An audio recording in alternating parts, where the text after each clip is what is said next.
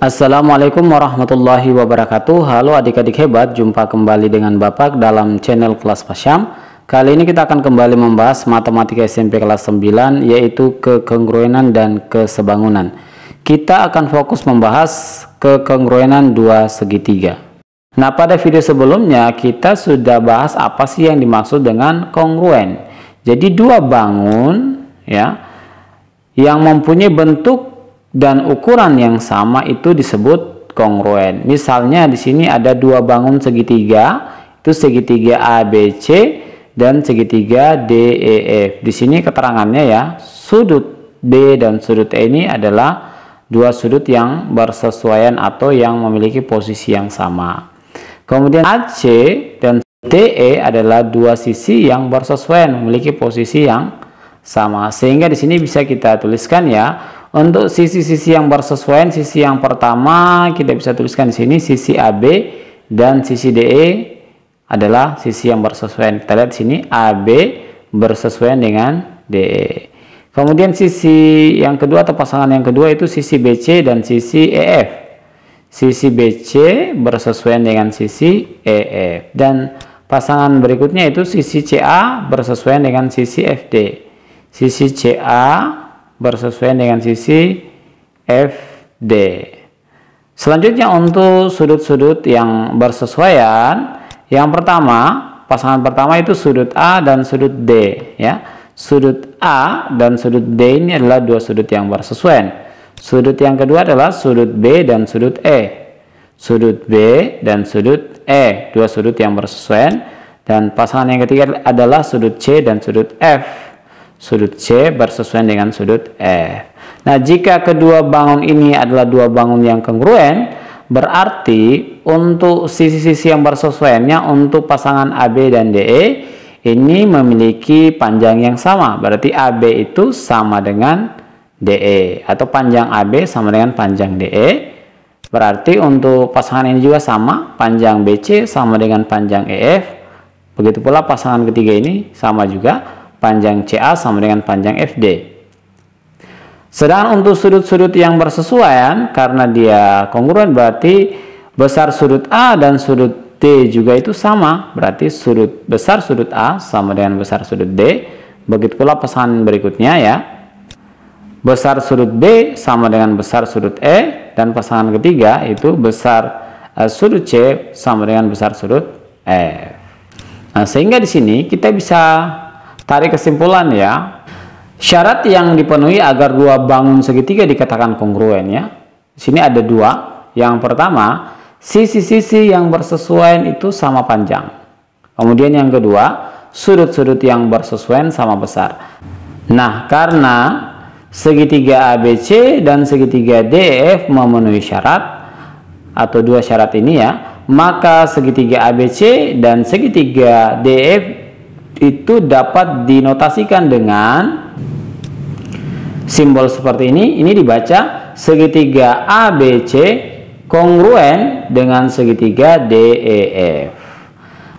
Selanjutnya, untuk bangun segitiga ya, dua bangun segitiga bisa dikatakan kongruen itu tanpa perlu mengecek kedua syarat ini ya, karena kalau syarat pertama ini kan kita harus cek seluruh sisinya, sisi-sisi yang bersesuaian sama panjang. Begitu pula kita harus mengecek seluruh sudutnya, sudut-sudut yang bersesuaian sama besar.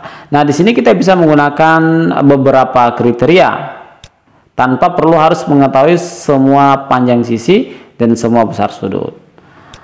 Nah, dua segitiga itu dikatakan kongruen jika memenuhi salah satu dari kondisi berikut atau kriteria berikut. Kriteria yang pertama di sini ya, ketiga pasang sisi yang bersesuaian sama panjang. Di sini tanpa perlu kita ketahui besar sudutnya. Misalnya ini ada gambar dua bangun segitiga, cukup hanya mengetahui panjang sisi-sisi yang bersesuaian, kita sudah bisa menentukan apakah bangun itu kongruen atau tidak. Perhatikan sisi yang pertama ini bersesuaian dengan ini dan memiliki panjang yang sama. Kenapa? Karena terdapat satu garis sebagai tanda bahwa ini panjangnya sama.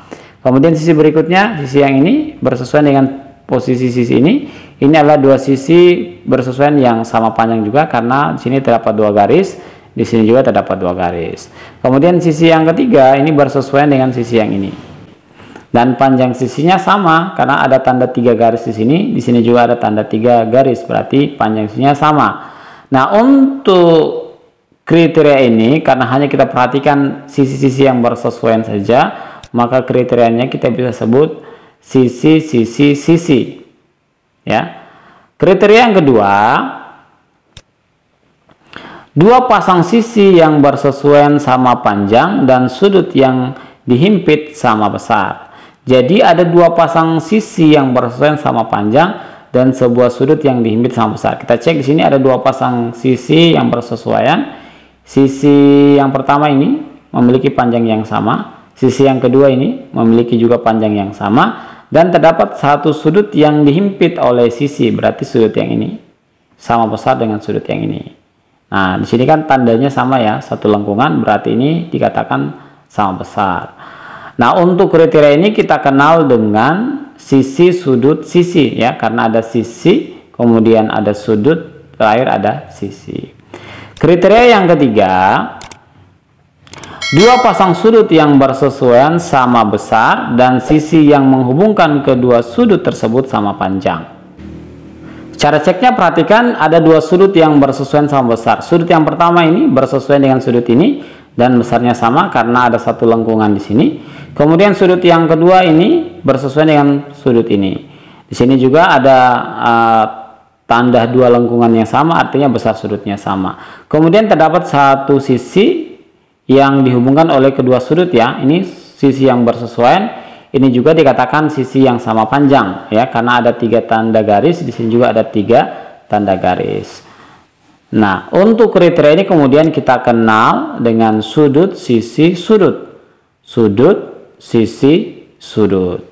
Kriteria yang keempat, 2 pasang sudut yang bersesuaian sama besar dan sepasang sisi yang bersesuaian sama panjang. Ada 2 pasang sudut bersesuaian sama besar. Sudut yang pertama ini bersesuaian dengan ini sama besar. Sudut yang kedua ini bersesuaian dengan ini sama besar. Dan ada sebuah sisi yang bersesuaian sama panjang. Sisi yang ini ya, bersesuaian dan dia sama panjang. Nah, kriteria ini kemudian kita kenal dengan sudut, sudut, sisi. Sudut, sudut, sisi.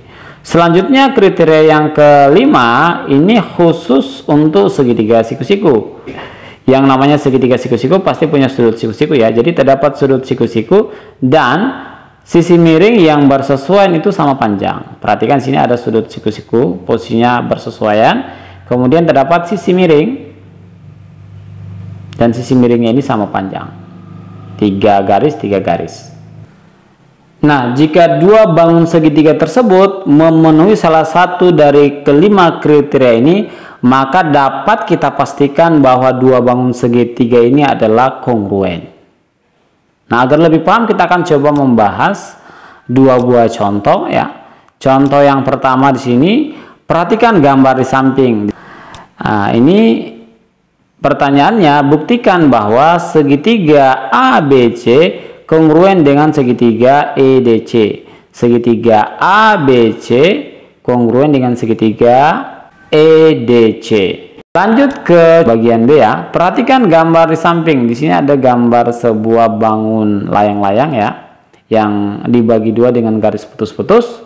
Pertanyaannya di sini, buktikan bahwa segitiga PQS kongruen dengan segitiga RQS.